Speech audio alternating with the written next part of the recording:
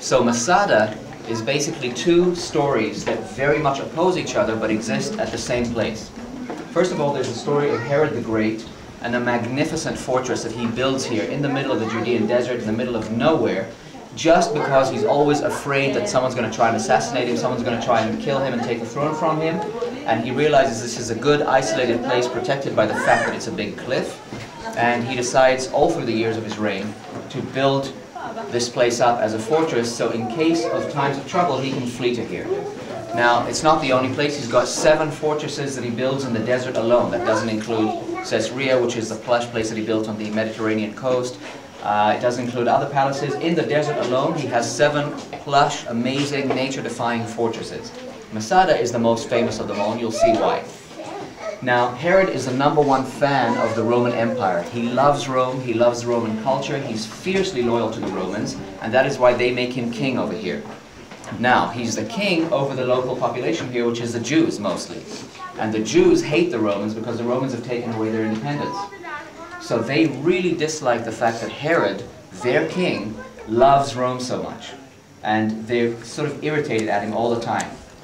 That, in combination with his paranoia, makes him walk a very fine line constantly between his love for Rome and his desire not to be assassinated by the local population here. That is why he builds fortresses, that is why he murders his wife, his sons, his son-in-laws, lots of people around him, because he thinks they're going to try and take the throne from him. Okay? So he builds this fortress in order to protect his position as king, as ruler, and to protect the position of Rome as the owner and governor of this whole area. And he builds it beautifully, very plush. 70 years, over 70 years after his death, a bunch of anti-Roman Jewish zealots who have rebelled against Rome in the Great Rebellion that lasted from 66 to 70 AD, culminating in the destruction of the temple. Those people that survived that flee to the desert and barricade themselves here at Masada.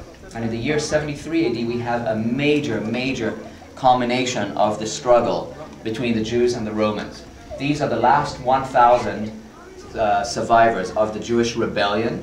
Jerusalem has been destroyed, the cities of the Galilee have been destroyed, the temple has been burnt down. This is the last stronghold of Jewish rebellion. The Romans send their legions down into the desert, lay siege on Masada, and prepare to bring it down.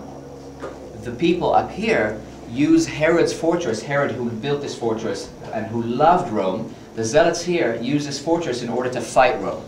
Okay, so we've got two very opposing stories. I always say if Herod knew that in the end this fortress would be used against his favorite Romans, he would have destroyed it himself just before he died. And what we're going to see as we go through is the dichotomy between these two attitudes of life, between the plush, good life that Herod loved living and the simple life that the zealots liked, and the attitude of loving Rome and hating Rome that we'll see happening here and culminating at the end of what happened at Masada. Like we said, Herod builds this place in preparation for the worst case scenario, which is a rebellion where he has to flee and hide up here until Rome can come and bail him out. So he's preparing for long periods of siege, which means this place needs to be self-sufficient and have everything necessary for survival. How does he accomplish that? He builds storehouses, row after row of adjacent storehouses, long, narrow, and dark inside, no windows. And they are absolutely stuffed full of the types of food that can last long term, like dates, like dried fruits, like olives, grains, flour, anything that you can use to make more food.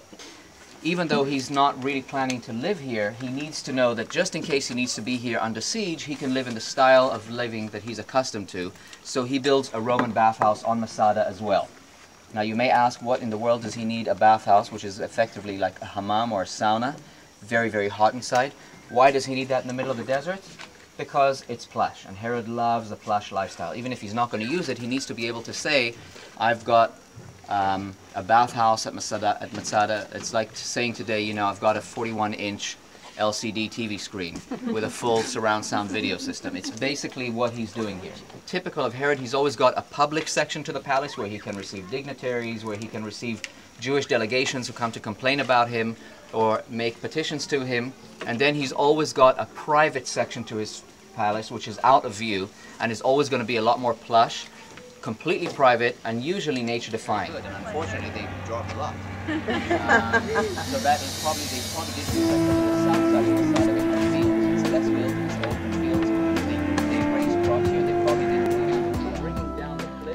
Masada, south of Jerusalem, is a mountaintop fortress about 1,400 feet above the Dead Sea.